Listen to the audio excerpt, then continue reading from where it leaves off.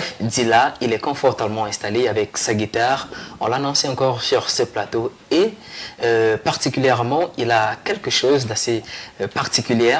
Il va nous en parler au cours de cette édition parce que cette guitare, croyez-moi, on va parler de quelque chose que je n'ai pas coutume d'entendre, mais déjà, je vous laisse le bénéfice du doute. F. Dila, seul bienvenue sur ce plateau. Bon dimanche. Merci, bonjour Ben. Alors, comment tu vas? Très bien, et toi? Je me porte comme un charme. Merci. Alors, Karel Ekoto, finalement, elle n'est pas partie. Elle est là, elle nous accompagne également sur ce plateau. Bonjour F. Dila. Merci, Karel. Je suis très heureuse de Très te voir aujourd'hui. Merci, merci. Alors, F. Dila, je rappelle que tu es artiste et musicien. On en parlera également au cours de cet entretien. Mais déjà, il y a ce thème-là, accordage parfait de la guitare. Moi, j'aimerais savoir. Lorsque j'ai compris cette expression, accordage parfait de la guitare, je me suis dit, de quoi est-ce qu'il s'agit encore? Est-ce que ce n'est pas une guitare de manière classique qu'on joue souvent? De quoi est-ce qu'il s'agit? J'aimerais savoir. Ceux qui nous regardent ce dimanche aimeraient également savoir. Ah, merci de m'avoir passé, n'est-ce pas, la parole est belle. Comme tu étais en train de le dire, tu vas me permettre de tutoyer. Ouais. L'accordage parfait de la guitare, comme je le dis, et c'est vraiment un accordage parfait. Vous savez, pour aller très rapidement à la ramassie, aux environs du 15e et du 16e siècle, les gens jouaient déjà à ce genre d'instruments avec des caisses qu'ils utilisaient avec des 2-3 cordes, ça a pu évoluer. Voilà, donc pendant du 15e et 16e siècle, ils avaient ce qu'on appelait en ce temps-là les mandolines. Il y avait le luth, il y avait des instruments tels que la cithara, comment on l'appelle comme ça, voilà, cithara. C'était des instruments qui étaient qui s'apparentaient à la guitare que nous avons aujourd'hui, parce que la guitare, n'est-ce pas, est ce qui dérive de ces ancêtres-là. Alors les gens également dans la façon de jouer et d'accorder, je vais rapidement le préciser, accorder une guitare, ça veut dire attribuer des sons à chaque fil. Comme vous voyez, là, là, là, là. C'est ça qu'on appelle accorder la guitare. C'est-à-dire que vous allez attribuer chaque fil, chaque corde de la guitare un son très particulier. Et de telle sorte, n'est-ce pas, que lorsque vous frappez à cette corde comme ça, que vous évoluez comme ça, chaque son est une cohérence totale avec les autres cordes. Et non seulement avec les autres cordes, mais également à l'intérieur de ce manche, dans ces intervalles qu'on appelle les frettes. Voilà. Ça veut donc dire que quoi? De nos jours, depuis donc les années, je veux dire à partir de 1930, 60, ça a beaucoup évolué. De telle sorte qu'aujourd'hui, il y a un accordage qu'on a choisi. On a élu, on a dit c'est l'accordage standard. Et cet accordage standard, c'est, commençant par la dernière corde, ici là, c'est Mi, c'est-à-dire E, et après ça, c'est La, c'est A, et après ça, c'est D, ici, qui est le Ré, après ça, c'est Sol, qui est G, après ça, c'est Si, qui est B, et là, en dernière position, qui est Mi, c'est-à-dire E. Bon, cet accordage fait un état parfois d'incohérence, malgré que lorsque ça se joue, c'est-à-dire de façon audible, vous percevez quand même beaucoup de cohérence, parce que ça se joue, c'est mélodieux. Bon. Dans ce cadre, donc, lorsque nous rentrons à l'intérieur, c'est-à-dire de façon mathématique, lorsque vous avez l'accordage standard comparé à celle dont je suis en train de vous parler, l'accordage parfait, parce qu'il faut faire cette différence. L'accordage standard et l'accordage parfait. L'accordage parfait, pourquoi? Parce que, de façon très pratique là maintenant, comme je vais le faire, lorsqu'on prend l'accordage parfait, vous jouez, si vous posez une position de doigt, par exemple comme ça, pour un accord majeur ou mineur ou diminué, ou de septième, peu importe l'accord, le genre d'accord que vous allez utiliser, vous allez jouer de la même façon tout le long du clavier. Et ça, c'est un grand défi comme, par rapport à l'accordage standard qu'on ne peut pas faire la même chose. L'accordage parfait dont je parle donc est comment? Déjà, sa constitution est très symétrique. Je dis B, E flat, G, B, E flat en anglais, ça veut dire G, B, E, et petit b, G, B, E, petit b. Ça veut dire que quoi? En syllabe, sol, si, mi bémol, sol, si, mi bémol. C'est-à-dire qu'on commence ici par une fréquence plus grave. Ici, si on commence par exemple avec un sol 2, on aura sol ici, on aura un si peut-être 3. Ouais. Et là, on va avoir un mi, et puis mi bémol, bien sûr. Et après, on va recommencer le même cycle jusqu'à la fin. Ouais. Ça fait un système de cohérence, pour me répéter, très parfaite. Ouais. C'est-à-dire, on ne peut pas trouver un mot aujourd'hui pour estimer cette cohérence. Parce que croyez-moi, d'après mes travaux, la musique, dans le domaine mathématique, est l'un des domaines à souhait qui prouve la perfection dans la nature, dans l'univers en tout cas. Ouais. Alors, pour essayer d'aller plus vite et de se résumer, on dit que quoi? Si j'ai un sol, par exemple, comme ça, là je suis en train de taper un sol, je suis en train de taper un do ici, par exemple, je pouvais faire la même chose ici. Si j'ai gardé la même position de doigt, par exemple comme ça. Si je joue, c'est ici.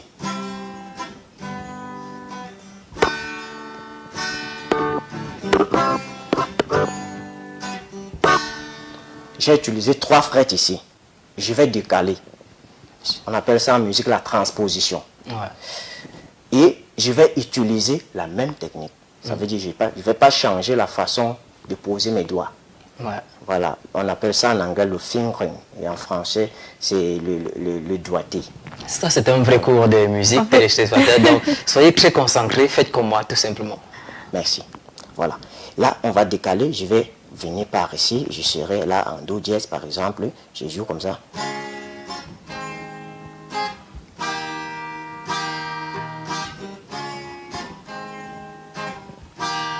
Vous avez vu que ça a changé par rapport, je vais dire, en termes de fréquence de ton. Ouais. Mais la façon de jouer est restée la même, même. puisque c'est ce que je faisais ici. Ouais.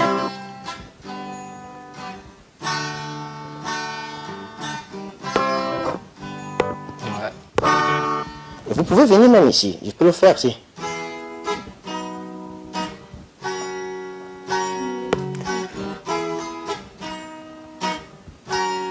Ouais. Avec l'accordage standard, vous allez vous tordre franchement au point de vous faire mal. Ouais. Vous allez jouer une note, par exemple, que vous allez avoir ici. Si vous avez posé, je vais prendre un do, par exemple, qu'on peut jouer comme ça dans l'accordage standard. Le do que vous allez avoir ici, ça ne sera pas la même, ce sera pas le même do en majeur ici. Vous allez devoir vous jouer peut-être comme ça. Vous tortillez le doigt. C'est vraiment très pénible. Ouais. Oui, bon. On ne va pas tout expliquer ici, Ben. Ouais. C'est vraiment très très compliqué, mais c'est sublime, très très sublime, parce que l'accordage parfait vous démerde, si je peux dire ce terme, on va m'excuser de parler de merde, c'est-à-dire que le standard vous fout franchement dans les problèmes. Ouais. Et là, ceci vous enlève de ces problèmes-là. Ça veut dire que si Karel, par exemple, avait envie de jouer à la guitare, ce serait plus facile. C'est sûr que j'ai envie de jouer. Mais là, ce ne sera pas sur le plateau. Mais ben, sans déjà vouloir le couper, je voudrais déjà savoir qu'est-ce que le... En fait, j'ai suivi quelque chose tout à l'heure et j'aimerais savoir qu'est-ce que le mi bémol, si c'était... Je crois que c'était ça. Mi bémol. Ouais. Voilà. Et mi bémol, vous savez, en musique, la musique, quand j'enseigne la musique à mes étudiants, j'aime prendre un exemple dans le cadre de l'explication des notes musicales. Les notes musicales, on lit la musique en 3 façons principales. On pouvait trouver beaucoup de façons de le faire, mais les 3 façons principales sont quoi? On lit la musique en notes simples, c'est-à-dire les lettres. Le mi bémol dont vous avez parlé. Mi bémol en lettres, ça veut dire grand E, petit B. Oh, maintenant, en syllabe, c'est aussi une autre lecture, on appelle mi bémol. D'accord. Voilà. Donc, ça veut dire que si tu veux, tu peux dire mi bémol. Si tu veux, tu dis E, petit b. C'est-à-dire I flat en anglais. Maintenant, il y a aussi une lecture numérique. Ou bien numérale, autant pour moi. C'est-à-dire qu'on utilise les nombres, les chiffres. De 1 à 12 pour l'échelle chromatique. L'échelle chromatique de la musique, c'est 12 lettres, n'est-ce pas? Et les 12 lettres sont également attribuées des chiffres. D'accord. Voilà. Vous allez souvent suivre, lorsque quelqu'un dit 6, 4, 2, tout ça, ce sont des combinaisons musicales. Voilà. D'accord. Alors, je souhaiterais voilà, qu'on puisse déguster quelque chose. On a pu écouter véritablement en détail voilà, ce que c'est que l'accordage parfait voilà, de la guitare. Donc, j'espère déjà que tout le monde s'est fait véritablement une petite idée voilà, de ce que ça signifiait. Moi, j'ai retenu déjà de manière, même le tout petit enfant du quartier comprendrait que l'accordage parfait, c'est plus simple. Jouer de la guitare plus simplement. C'est-à-dire ça vient faciliter. Puissant. Oui. Voilà, donc je préfère qu'on puisse écouter quelque chose avec cet accordage parfait là, de la guitare. qu'on puisse véritablement déguster voilà, cette expérience. Merci, Belle, je m'attendais bien. Et là, pour faire très facile, l'Afrique est grande. Ouais. Le Cameroun, on l'a dit souvent, l'Afrique en miniature. Ça veut dire que si l'Afrique est grande, le Cameroun est grand. Et le monde est trop grand. Voilà. On va faire une petite chanson. Vous savez, lorsque vous êtes en visite, je ne sais pas, dans les Caraïbes, vous êtes en visite en Europe, en Grande-Bretagne, vous êtes en visite en Asie, ça peut être, je ne sais pas, en Israël ou en Iran. Lorsqu'on vous accueille, vous savez très bien, Belle, qu'en Afrique, on accueille bien les gens. Lorsqu'on vous lance un sourire, ça veut dire que c'est un signe de l'amour. Ouais. Voilà, ça veut donc dire que Belle va juste se contenter de dire signe de l'amour. Ou alors la basse, si Belle est plus fort en basse. Signe de l'amour. Voilà, là je me sens mieux. Signe de l'amour. Signe de l'amour. Signe de l'amour. Yeah. Signe de l'amour. I am here. Signe de l'amour. Regarde d'Afrique. Signe de l'amour. Television. Signe de l'amour. With my friends. Signe de l'amour. Yeah. Signe de l'amour. They are looking. Signe de l'amour. Yes, I. Signe de l'amour. Oh, yeah. Signe de l'amour. Au Cameroun. Signe de l'amour. Sénégal. Signe de l'amour. En France. Signe de l'amour. Aux Amériques. Signe de l'amour. En Angleterre. Signe de l'amour. Yeah. Signe de l'amour. À Yaoundé. Signe de l'amour. À Dimako. Signe de l'amour. À Bétois. Signe de l'amour. Yeah, yeah. Signe de l'amour. Oh, yeah. Signe de l'amour. Yeah. Signe de l'amour. Signe de l'amour. C'est vrai que nos voix n'étaient vraiment pas ça, mais bon. On se revoit essayer. C'est vrai que. On se Vraiment, revoit parce que je essayer. suis pas une grande chanteuse, moi.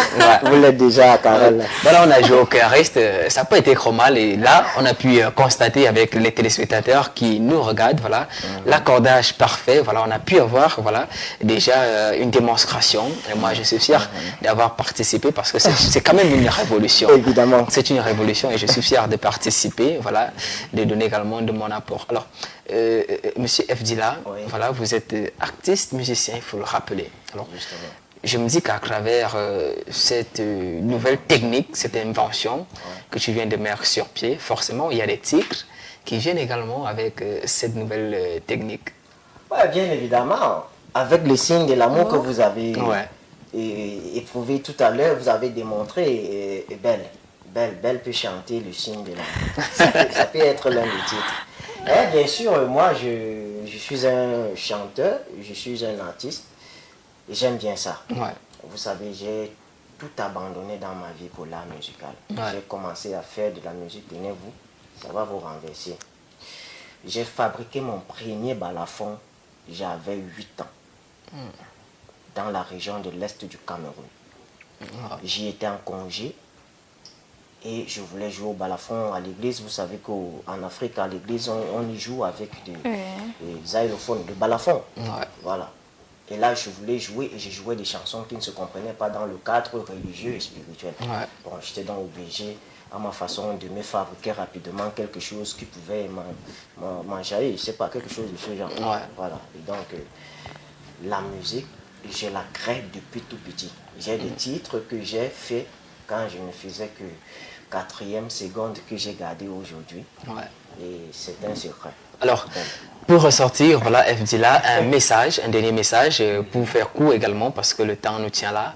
Pour faire court, un dernier message. À travers cette invention, quel est le message que tu adresses à tous ceux-là même qui nous regardent ce matin, à tous ceux-là même qui nous regardent ce dimanche? Parce qu'il faut le dire, accordage parfait de la guitare. C'était la première fois que moi, voilà, je suis déjà très honoré que ce soit chez mon plateau, que tu puisses véritablement exposer cette nouvelle découverte, voilà, à tous les Africains qui nous regardent. Quel message? Voilà. Le message que je vais donner à mes chers frères africains et au monde entier de façon générale, je vais dire que l'homme sur terre ne vient pas seulement pour s'amuser. Et même s'il fallait qu'il s'amuse d'elle, il faut s'amuser de belle façon. La meilleure façon de s'amuser, c'est de s'amuser de telle sorte que tous ceux qui restent après vous se rendent compte que vous vous êtes amusé et que cet amusement reste pour toujours. Et dans le cadre de l'accordage parfait de la guitare, cet accordage, je dédie ça à Lumumba, à Thomas Sankara, à Nelson Mandela, les héros d'Afrique, qui ont prouvé que lorsque tu veux faire quelque chose, il ne faut pas le faire parce que les autres l'ont fait. Lorsque tu veux faire, il faudrait que ce que tu fais vienne de toi et que toi tu l'acceptes d'abord avant que les autres l'acceptent. Chers frères, si vous n'acceptez pas déjà ce que vous faites, si vous n'acceptez pas que vous êtes grand, alors vous ne serez jamais grand. Lorsque je mets sur pied l'accordage parfait de la guitare, je rencontre beaucoup de difficultés. Comme quoi, il y en a assez d'accordages et puis qu'est-ce que ça peut faire. Mais j'ai déjà eu des Grammy Awards dans le réseau LinkedIn notamment, où vers les années 2015-2016, j'ai été nominé le plus grand enseignant de musique indépendant de par mon invention sur l'accordage parfait de la guitare. Alors il faut oser, il faut toujours oser. N'acceptez pas ce que vous faites parce que les autres ont accepté. Non, faites-le toujours, mais il faudrait que la dernière décision vienne toujours de vous. Voilà. D'accord, alors, très beau message, voilà, très belle parole également. Moi, personnellement, ça me touche. Je suis édifié parce que si vous n'acceptez véritablement pas que vous êtes grand vous-même, je ne sais pas comment les autres pourront l'accepter. Donc, tout part de nous-mêmes, en fait, la considération vient d'abord de soi, voilà, pour que les autres puissent accepter. Alors, Fdila, on te dit merci d'être passé ce dimanche. Merci aussi beaucoup. Et merci beaucoup pour cette avancée, voilà, en musique. Il faut dire que la guitare, c'est un instrument que moi j'affectionne depuis que je suis tout petit. Je crois que je vais t'approcher dans les prochains jours. Je crois que je vais t'approcher dans les prochains jours pour que moi également je puisse faire quelques accords. Vous y serez. D'accord. Alors, on va probablement ressortir en musique et après nous allons recevoir probablement un autre visage, une autre figure sur ce plateau. Encore.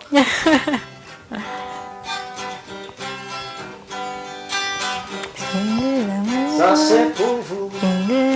Soyez toujours les plus forts. Yeah. Oh yeah. C'est l'amour.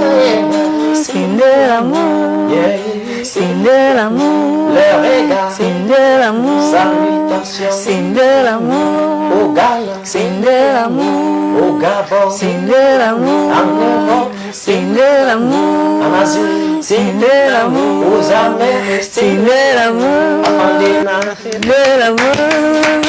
C'est de l'amour. Ok, merci.